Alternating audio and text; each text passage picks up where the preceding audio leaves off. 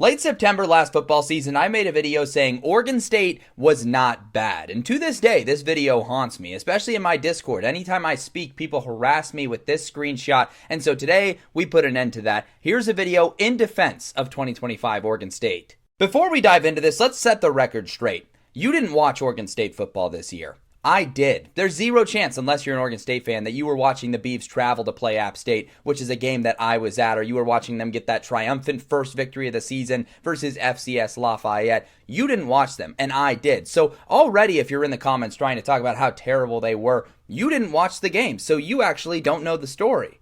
And the story is this. Here are all 136 FBS teams lined up in terms of their net success rate during the 2025 season. The net success rate measures their down-to-down success and really boils out a lot of the flukier aspects of football that can occur, like crazy turnovers and explosive plays. You would probably expect a 2-10 team like Oregon State to be all the way over there on the left as some of the worst in college football. But if you zoom in to the center of the graphic, you'll see that Oregon State isn't down in the depths at the bottom where they should be. Instead, they're way up here. They're in between Jacksonville State, a team that won their conference, and Washington State, a team that finished above 500 this year. What are they doing in that territory? Why is their net success rate apparently not terrible?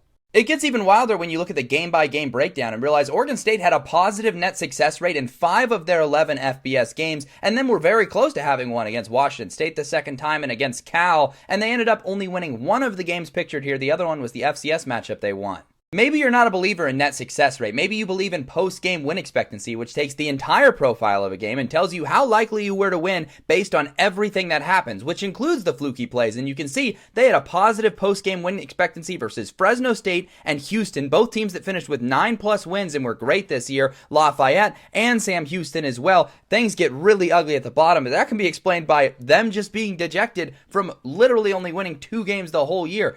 A terrible team and a bad team does not have numbers like this. So you might be asking yourself, if Oregon State isn't terrible on paper, why did they lose 10 games? Well, that can easily be explained through 2 data points. The first of which was turnover margin. They were 118th in the country in turnover margin a game. They basically spotted the opponent a turnover and a half every single outing. And then also special teams. Their S&P Plus in special teams was 135th in the country, second to last in the entire nation. They couldn't make a kick, they couldn't do punts, and that just screwed them largely. Outside of that, their schedule was much tougher than anticipated. 5 of their first 7 opponents finished with 9 or more wins, and 2 of the first 7 made the playoffs. Trent Bray gets fired after an 0-7 start, and from there, it was just a snowball effect. So I completely stand by this video. Oregon State was not bad in 2025. They obviously weren't good either, but they were most realistically a middling team that maybe just misses a bowl game, that just had some disastrous things happen to them.